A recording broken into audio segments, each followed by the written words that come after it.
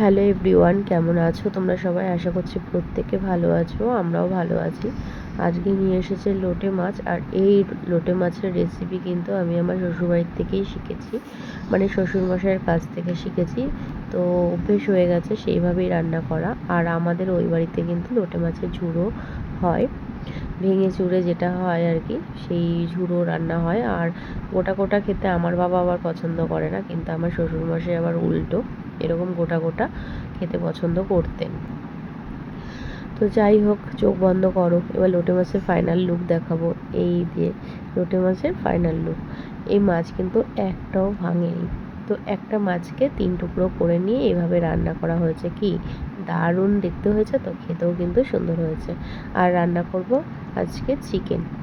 তো চিকেনের জন্য যা যা লাগবে সব কিছু রেডি করেছি। আর আজকে চিকেনটা না কাঁচা লঙ্কা দিয়ে করব। আগে কিন্তু আমি কাঁচা লঙ্কা দিয়েই করতাম, মিডিলে গুঁড়ো লঙ্কা দিয়ে রান্না করতাম। তো দেখো মিক্সিতে করেছি, আর পেস্ট, আর সেটা খুলতে পারছিলাম না।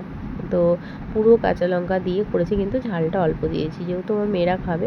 তো আলুটা ভেজে নিলাম। এর মধ্যে রান্না করতে করতে দেবু এসেছে, মানে আমার এক ভাসুরের ছেলে।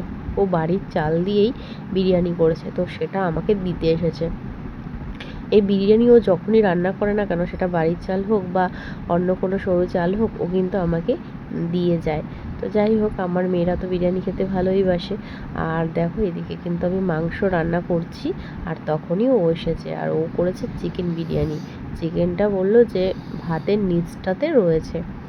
তো যাই হোক, ভালোই হয়েছে। ওর সাথে গল্প করছিলাম, আর ও বলল ওকে দেখাতে না, তাই আমি ওর দিকে আর কি ক্যামেরাটা ঘোরাইনি।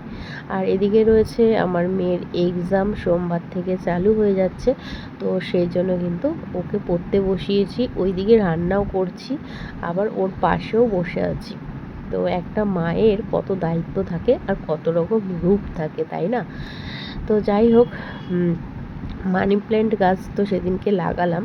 তো দেখা যাক গাছগুলো কেমন হয়। এর আগেও যতবার গাছ লাগিয়েছি ততবার কিন্তু আমার গাছের ক্ষতি হয়েছে। আর আমার ছোটো মেয়ে কী করে জানো তো, পাতাগুলো ছিঁড়ে ছিঁড়ে ফেলে দেয়। যখন আমি মানে ধরো রান্না করছি বা অন্য কোনো কাজ করছি, তখন এই কাজগুলো করে। তো এবার তো ওকে এক প্রকার ভয় দেখিয়ে রেখেছি, ও জন্য গাছের পাতা কোনোভাবে না ছেড়ে। একটা সময় থাকে গাছের পাতা ছেঁড়ার। তো যাই হোক, ও তো এখন গাছটা বাড়বে, তো এর মধ্যে যদি গাছের পাতা ছেঁড়া হয় তাহলে কিন্তু মানে গাছের ক্ষতি হয়ে যেতে পারে। তো সন্ধেবেলায় দুধ গরম করছি নিজের জন্য।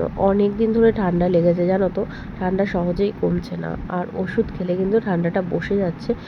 এতে করে তো আমার মাথাটাও ঘুরছে আর শরীরটাও খারাপ লাগছে। তো ছোটোবেলায় মা বলতো ঠান্ডা লাগলে গরম দুধ খেলে ঠান্ডাটা কমে যায়। আর ছোটোবেলায় কেন, বিয়ের পরেও যখন ঠান্ডা লেগেছে, মায়ের বাড়িতে রয়েছি, তখন কিন্তু মা আমাকে দুধ গরম করেই দিত। এখন গরম করে দেওয়ার কে আছে বলো? নিজেকেই গরম করে খেতে হবে, নিজেকে কেয়ারটাই নিজে করতে হবে। চলো মেয়েদের সাথে প্র্যাঙ্ক করি। তুই দুধ খাবি না? খাবি? এটা শুধু দুধ খাবি তো? নিয়ে আসবো? বললি কেন খাবি? চকলেট ভেবেছিস?